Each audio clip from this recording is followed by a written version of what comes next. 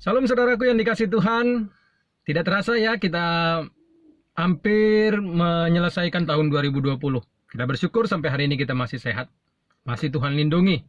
Masih Tuhan berkati meskipun mungkin ya kita empot-empotan ya gara-gara Mr. Covid yang masih terus ada. Makanya kita teruslah berdoa supaya ya vaksin yang ditemukan ini memang merupakan jawaban dari pengharapan kita untuk kembali hidup normal. Seperti biasa hari ini saya mau menyampaikan satu kebenaran firman Tuhan buat kita semuanya yang tidak terlepas juga dari masa-masa Yesus itu masih kecil. Artinya di momen-momen yang menurut saya itu momen-momen Natal ya. Hari ini saya mau mengambil satu kebenaran buat kita dan saya harap setiap kita juga dapat diberkati dengan kebenaran ini. Saya ambil di dalam Matius 2 ayat 1 sampai yang kedua ya. Matius 2 ayat yang pertama sampai ayat yang kedua. Dikatakan sesudah Yesus dilahirkan di Betlehem di tanah Yudea pada zaman Raja Herodes, datanglah orang-orang Majus dari timur ke Yerusalem dan bertanya-tanya di manakah dia raja orang Yahudi yang baru dilahirkan itu? Kami telah melihat bintangnya di timur dan kami datang untuk menyembah dia. Nah, hari ini saya mengambil satu tema yang cukup penting menurut saya ya, yaitu jangan menjadi Herodes. Ya, jangan menjadi Herodes. Ya, kenapa saya katakan jangan? Sebab ini sesuatu yang berbahaya kalau kita hidup seperti Herodes. Kehidupan Herodes ini bukan kehidupan yang dikenan Tuhan. Jadi kalau kita hidupi kehidupan itu, percayalah Tuhan tidak beserta dengan kita. Walaupun Immanuel itu adalah Allah beserta dengan kita, maka daripada itu jangan kita menjadi Herodes. Nah, kita lihat ayat yang kita baca tadi. Di situ dengan jelas dicatat bahwa orang-orang Majus itu datang dari timur ya, dari timur menuju ke Yerusalem. Yerusalem adalah tempat di mana Herodes itu menjadi penguasa orang-orang Yahudi, penguasa orang-orang Israel pada saat itu. Meskipun setahu saya Herodes ini bukanlah orang Israel, bukan, tetapi dia terpilih pada saat itu. Nah, dia menjadi raja, menjadi penguasa bagi orang-orang di Yerusalem. Nah, orang-orang Majus ini datang kepada dia, kemudian memberikan satu pertanyaan, di manakah raja orang Yahudi? Nah, ini dia. Ada satu status yang disebutkan oleh orang-orang Majus di situ. Di manakah raja orang Yahudi? Karena kami sudah melihat bintangnya, kami mau datang kepada dia dan menyembah dia. Nah, ketika itu Herodes mendengar pernyataan itu. Dan dari situ saya melihat karakter daripada Herodes itu muncul. Dan inilah karakter-karakter yang berbahaya kalau kita miliki, maksud saya. Ya kalau kita tidak miliki itu bagus. Ya kan, janganlah ya, jangan seperti Herodes lah kita hidup. Ayo kita buka dulu di dalam ayat yang ketiga. Matius 2 ayat yang ketiga dikatakan demikian, ketika Raja Herodes mendengar hal itu, terkejutlah ia beserta seluruh Yerusalem. Terkejut. Nah, ini berarti sesuatu yang menyentakkan bagi dia, mengejutkan begitu. Padahal ini kan satu nubuatan yang terdapat di dalam kitab Perjanjian Lama. Seharusnya itu bukan sesuatu yang mengejutkan. Ya, karena memang sudah dinubuatkan. Tetapi pada saat itu Herodes itu terkejut. Sampai seluruh Yerusalem juga kemungkinan besar gempar gara-gara kabar itu. Saudaraku yang dikasih Tuhan, saat Herodes terkejut, maka saya melihat dia jahat. Dia berubah menjadi jahat. Karakter pertama yang saya perhatikan daripada Herodes, meskipun saya melihat di sini tidak ada tertulis, tetapi saya percaya ini karakter pertama yang dimiliki Herodes. Herodes itu adalah orang yang takut kehilangan posisinya. Kenapa saya katakan begitu? Karena kabar yang dia dapatkan dari orang-orang Majus itu kelahiran raja orang Yahudi. Masalahnya di situ. Loh, raja ini masih bayi memang, masih anak-anak memang, tetapi kan, nah ini nanti kan dia besar jadi pengganti ini. Nah, nah ini kan jadi masalah bagi dia. Waduh, ini posisi bisa lengser ini saya ini. Atau mungkin dia mungkin saja ya dia punya keturunan, lalu gimana nanti keturunan saya?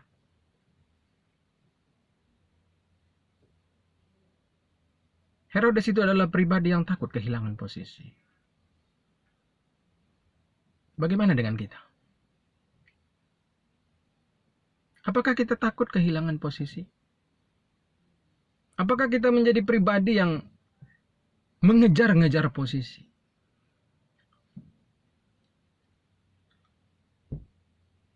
Saya tidak berkata berada dalam posisi itu salah. Asal tujuannya benar. Sama seperti Pak Ahok. Dia pernah berkata, ya dia menjadi orang politik itu sebenarnya dia punya tujuan untuk meluruskan segala sesuatu. Karena Indonesia sudah sangat kacau dengan orang-orang yang tidak bertanggung jawab. Yang menjadi pemimpin daerah, pemimpin wilayah, ya. Betapa hancurnya Indonesia sebelum masa Pak Jokowi. Di mana orang-orang yang berdiri, yang duduk dalam posisi-posisi penting itu bukanlah orang-orang yang sebenarnya takut akan Tuhan. Tapi mereka hanya orang-orang yang mencintai posisi, mengejar posisi untuk bisa melakukan apa yang mereka ingin lakukan. Saya berharap kita tidak menjadi pribadi seperti itu. Jangan gara-gara posisi. Kenapa saya katakan bahwa Herodes itu adalah orang yang takut kehilangan posisi? Karena dia mau bunuh Yesus. Padahal Yesus masih anak-anak. Dia merasa Yesus itu ancaman bagi dia. Makanya dia mau bunuh. Hati-hati loh. Ketika kita ini hanya cinta kepada posisi, aduh kita pasti jahat lah. Takut kehilangan posisi itu berbahaya. Menjadikan posisi adalah segala-galanya. Orang yang mengejar-ngejar posisi menurut saya, ya artinya dia mengejar dengan nafsunya ya. Bukan dengan tujuan yang benar. Kalau Pak Jokowi kan jadi presiden itu memang memperbaiki bangsa. Pak Ahok juga seperti itu. Dan kita lihat perbaikannya. Apa yang selama ini nggak tersentuh, kesentuh semua. Ya kan? Yang tidak benar selama ini, waduh diperbaiki semua. Itu baik. Kalau kita mengejar posisi untuk hal seperti itu. Tapi kalau kita mengejar posisi hanya untuk cari aman, aduh, hati-hati loh. Hati-hati. Ya, kalau kita mencintai posisi, waduh kita pasti akan berusaha lengserkan orang. Sikut sana, sikut sini. Pasti itu. Takut dia kehilangan posisi. Makanya saya pernah mengambil satu kesimpulan. Lebih bagus kehilangan posisi daripada kehilangan iman karena posisi. Ya, lebih bagus saya kehilangan posisi daripada aku kehilangan imanku, hidup benar hanya karena posisi. Tuhan tidak menilai hidup kita dari posisi kok. Enggak.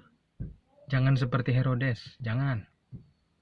Ya, Herodes itu jahat hanya gara-gara posisi. Masa anak kecil mau dibantai? Kan tidak punya perasaan banget itu begitu manusia. Ya, kita pun kan kadang begitu ya. Aduh, daripada ini diambil, tahu pula si Anu itu nanti mau diangkat. Ya kan? Sama seperti orang-orang di zamannya Daniel ya. Para pejabat-pejabat negara yang tahu bahwa Daniel itu mau diangkat lebih tinggi dari mereka oleh Raja Darius. Bikin rencana jahat. Bikin satu surat gitu. Satu hukum dibuatnya. Yang tidak pernah ada, tapi sayangnya Darius karena melihat itu melihat kata-kata di dalamnya, undang-undang itu menyenangkan pula bagi dia. Sehingga dia lupa kepada Daniel. Padahal dia adalah raja yang sangat mengasihi Daniel. Dia tahu Daniel ini orangnya jujur. Daniel ini orangnya benar. Ya, dan kita lihat kan rancangan itu dikerjakan gini jadi Daniel masuk gua singa, ya. Takut kehilangan posisi, takut seseorang itu menempati posisi ini, bahaya saya nanti kalau dia di situ. Nah begitu biasanya orang kalau begitu cuma satu gendangnya, karena dia hidupnya nggak benar, nggak siap dia diperbaiki, takut ketangkap. Ya, makanya kita lihat di unsur-unsur negara pun kan seperti itu. Kenapa si A? Ya kita tahu ini orangnya benar, ini orangnya lurus saja dia tahu. Nah orang-orang yang nggak benar itu, waduh mulai itu seolah-olah dia benar. Padahal sebenarnya dia takut kalau si kawan ini sempat duduk di posisi itu, bisa berbahaya mereka.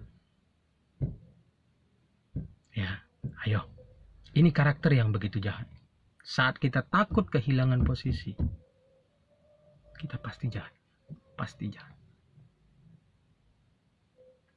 Lalu kita berkata, aku percaya kepada Tuhan. Nah, enggak lah.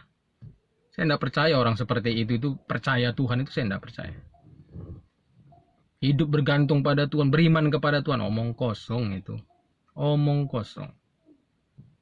Karena kalau hidup bergantung kepada Tuhan, ya, sama seperti Daud. Daud itu udah diurapi menjadi pengganti Saul pun. Ada kesempatan 2 kali dia mau bunuh Saul, dia nggak lakukan kok. Ya karena orangnya nggak gila posisi. Nah itu orang yang bergantung pada Tuhan, dan akhirnya Tuhan berikan kan posisi raja kepada dia. Dia nggak kehilangan kok. Itu orang bergantung pada Tuhan itu begitu. Kalau kita ngejar-ngejar posisi, hajar sana hajar sini, nggak betul itu. Kalau kita berkata aku ikut Tuhan, aku percaya Tuhan, nggak ada itu. Menurut saya itu hanya omong kosong, ya, hanya omong kosong. Saya senang dengan perkataan bapak saya. Kalau kursi itu Tuhan memang siapkan untuk saya, artinya posisi itu, apapun orang mau buat, pasti posisi itu jadi milik saya.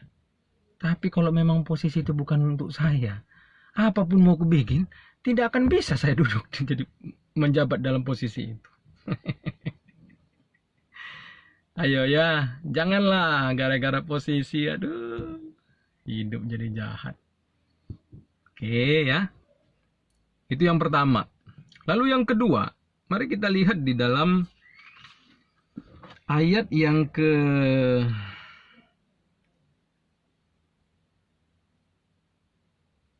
7 dan ayat yang ke-8.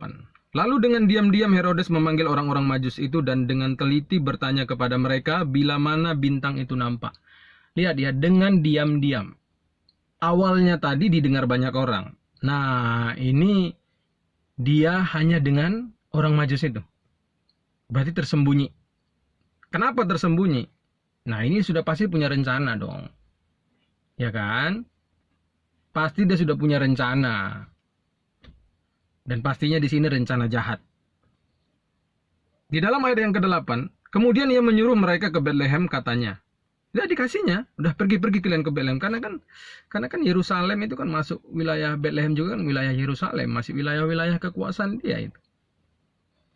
Nah, orang Majus ini datang kepada raja karena itu kan wilayah dia. Diizinkan sama dia, kan baik tuh. Pergi dan selidikilah, ini pesannya. Pergi dan selidikilah dengan seksama hal-hal mengenai anak itu, dan segeralah sesudah kamu menemukan dia, kabarkanlah kepadaku, supaya aku pun datang menyembah dia. No, kan baik banget ini. Udah, pergi aja kalian, pergi. Waduh, seakan-akan dia itu bener loh sikapnya situ. Ya kan dia tidak menghalang-halangi orang Majus itu untuk datang, untuk pergi kepada sang raja itu. Enggak dihalang-halangi, diizinkan, silahkan. Nah kalau dihalang-halangin tadi lainlah ceritanya. Lalu dia kasih pesan, nanti kalau kau udah ketemu, udah tahu kau di mana dia, nah balik lagi ke saya, nanti kasih tahu ya, kabarkan ya, supaya ya gantianlah kita, saya datang lagi ke sana biar saya sembah dia. Nah kan begitu kan baik banget ya, kesannya benar ya. Tapi apakah benar memang tujuan dia seperti itu? Itu pertanyaan besarnya. Dan jawabannya tidak benar. Dia bukan datang untuk menyembah Yesus. Dia justru sebenarnya datang mau membunuh Yesus. Dia mau tahu posisi Yesus di mana. Jadi karakter kedua daripada Herodes adalah ya, hidup itu di dalam tipu muslihat. Tipu muslihat. Hidupnya di dalam tipu muslihat. Ya, tipu muslihat itu kalau saya artikan ya dengan bahasa saya, kelihatannya bagus, kelihatannya baik, kelihatannya benar, padahal tampak baik, tampak benar itu hanya alat untuk menutupi rancangan jahatnya. Nah, kalau dia memang mau apa tuh? Mau menyembah Yesus, ya ngapain dia harus apa, kalau dia memang tujuannya baik, ngapain dia harus sembunyi-sembunyi coba? Bukankah orang-orang jahat akan seperti itu? Orang-orang yang hidupnya penuh kemunafikan pasti akan seperti itu. Dia akan tersembunyi supaya nggak ada yang dengar. Pertanyaannya, apakah memang nggak ada yang dengar, nggak ada yang tahu? Oh, Allah tahu.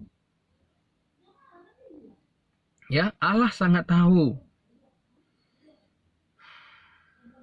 Ya, orang-orang yang suka, ya kalau kita menjadi pribadi yang hidup dalam tipu muslihat, maka kita akan suka memanfaatkan orang lain yang, maaf ya, mungkin orangnya polos. Ini orang polos, kita tahu ini.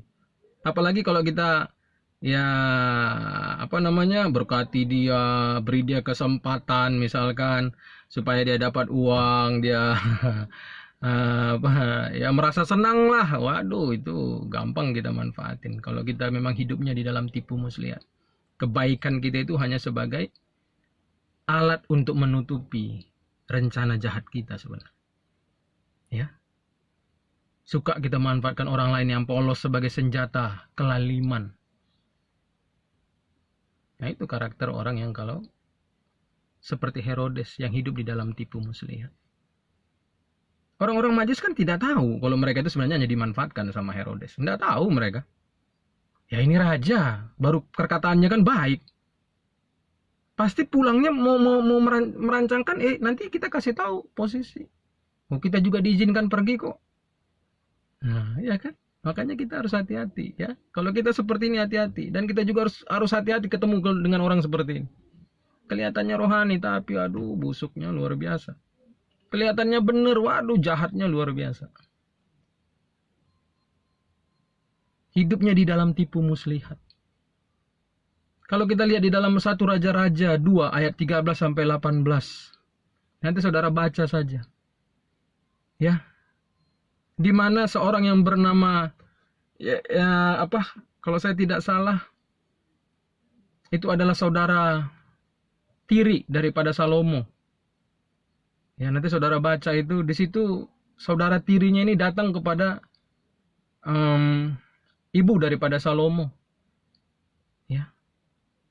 Sebenarnya dia di situ memanfaatkan ibu Salomo itu untuk berbicara kepada Salomo. Karena apa? Karena dia tahu bahwa Salomo ini sangat mengasihi ibunya, sehingga apapun kata ibunya dia akan ikut.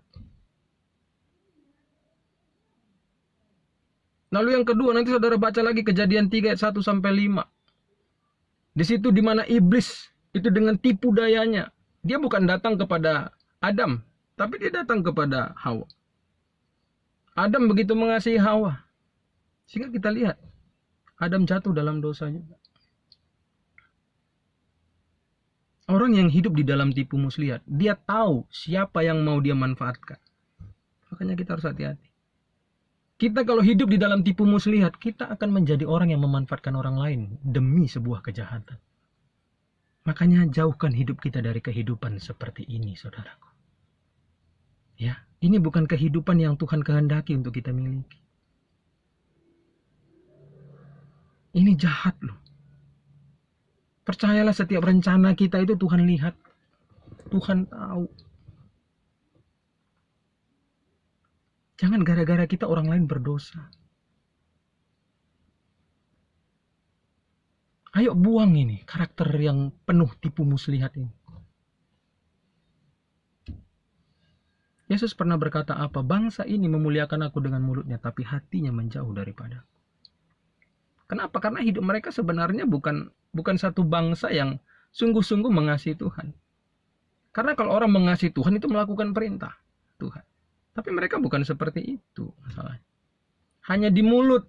Ya kita sering nyanyi pujian, penyembahan. Waduh, kelihatannya indah saja itu. Tapi lihat karakter, waduh. Nggak cocok dengan nyanyiannya. Saudara yang dikasihi Tuhan, jangan hidup di dalam tipu muslihat. Nggak usah. Jangan kita sengaja berbuat baik kepada orang, tapi ada ujung-ujungnya. Ada udang di balik bakwan semua. Ya untuk apa sih? Dengan begitu kan kita bukan orang baik sebenarnya. Sebenarnya kita orang jahat. Mari kita perhatikan pernyataan Yesus di dalam Matius 7 ayat 21 sampai 23 itu. Bukankah kami sudah melakukan ini, sudah melakukan itu, sudah melakukan ini? Bukankah itu perbuatan yang baik di mata Tuhan? Tapi Tuhan bilang apa? Enyahlah engkau pembuat kejahatan. Ayo koreksi diri di situ. Kita berhadapan, saya pernah juga katakan bahwa kita berhadapan dengan satu pribadi yang tidak bisa kita permainkan. Nggak bisa. Tidak bisa kita permainkan Tuhan, saudara. Tidak bisa. Makanya mari kita berubah. Jangan seperti saudara tiri daripada Salomo. Lihat itu kehidupannya. Dia manfaatkan mamanya. Dia pikir loh. Pada saat itu saudara tiri ini nggak sadar ini Salomo ini manusia berhikmat loh. Ya, kadang kita nggak tahu orang yang kita hadapi ini, orang yang tahu gimana watak kita. Kita pikir dengan ini begini, oh nggak akan ketahuan itu. Waduh. Ada orang yang memang nggak menyadari siapa diri kita, tapi ada orang yang tahu siapa diri kita, dan itu orang nggak bisa kita permainkan. Tahu dia karakter kita. Sebaik apapun kita begini, tahu dia.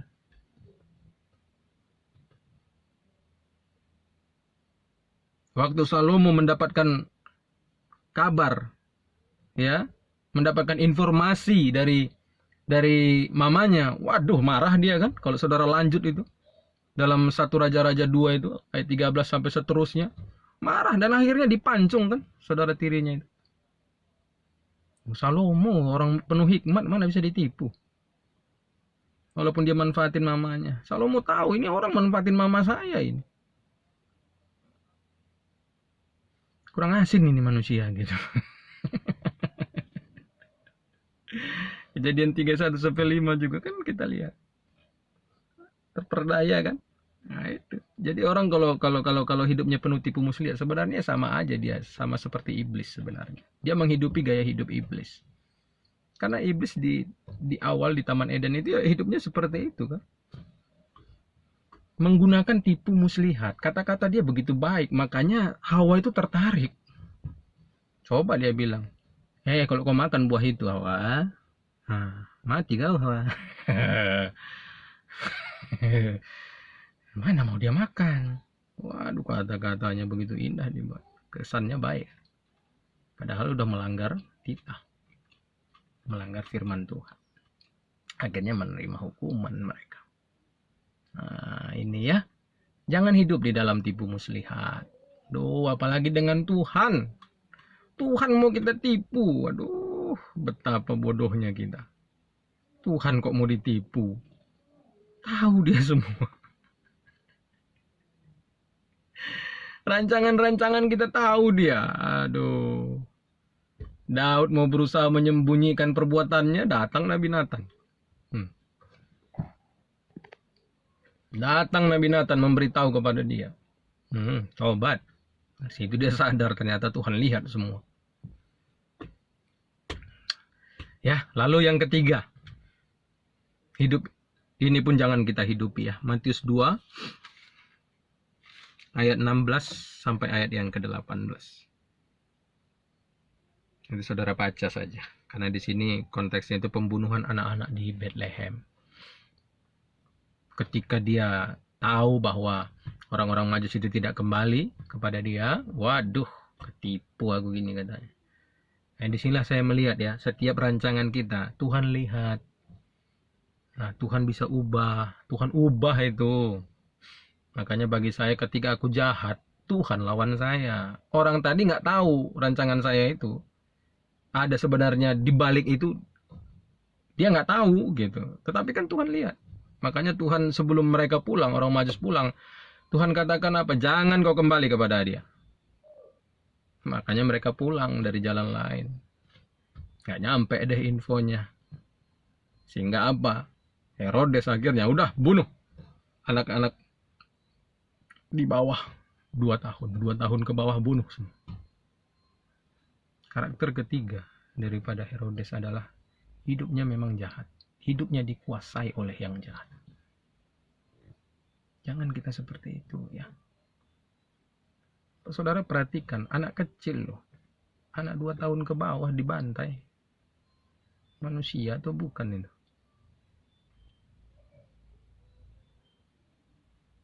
Kalau hidup kita dikuasai oleh kedagingan, dikuasai oleh hawa nafsu,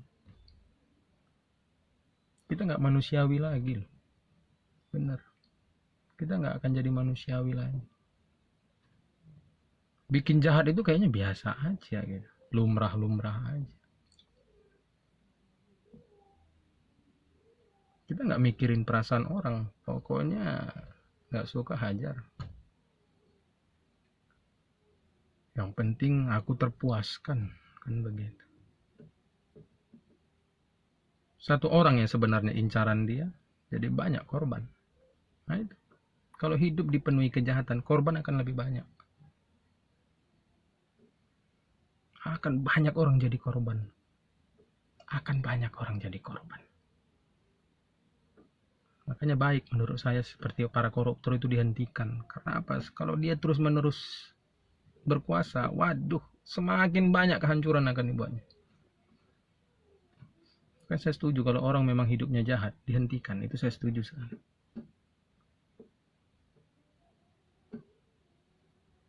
Karena jahat kan. Banyak korbannya. Bahkan banyak korban berjatuhan.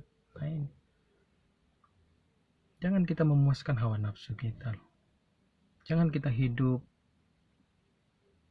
membuat iblis itu berkuasa atas hidup kita. Jangan. Nah, kalau kita perhatikan di sini, Herodes itu mati duluan. Yesus yang sudah dirancang-rancangnya tidak, Yesus itu tetap hidup dan terus melaksanakan kehendak Allah, dan dia tumbuh dewasa dan akhirnya melaksanakan kehendak Allah, yaitu mati di kayu salib sampai dia kembali lagi ke surga. Ayo saudaraku semuanya, yuk kita bertobat ya. Jangan jadi Herodes lah. Jangan punya karakter Herodes. Buang itu, buang. Tuhan tidak suka loh. Tidak ada artinya kita memuji memuliakan Tuhan. Tidak ada artinya kita beribadah. Tidak ada artinya. Tinggalkan kehidupan seperti ini. Jangan kita jadi orang yang hanya mengejar posisi, gila-gila posisi. Jangan kita jadi pribadi yang hidup dalam tipu muslihat. Aduh, jangan. Jangan kita jadi pribadi yang hidup menuruti hawa nafsu. Banyak korban loh. Alkitab dengan jelas mencatat engkau terang dan garam. Kalau begini gimana mau jadi terang? Hanya kelihatannya terang aja nanti kita. Padahal sebenarnya kita kegelapan itu. Ayo ya, melalui firman ini, ayo kita berubah. Sama-sama kita berubah. Kalau kita masih memiliki gaya hidup seperti Herodes, tinggalkan. Tinggalkan tahun 2020 ini, tinggalkan. Supaya 2021 hidup kita di dalam kebenaran. Tidak ada masa depan kalau kita hidup seperti ini. Herodes meski dia raja,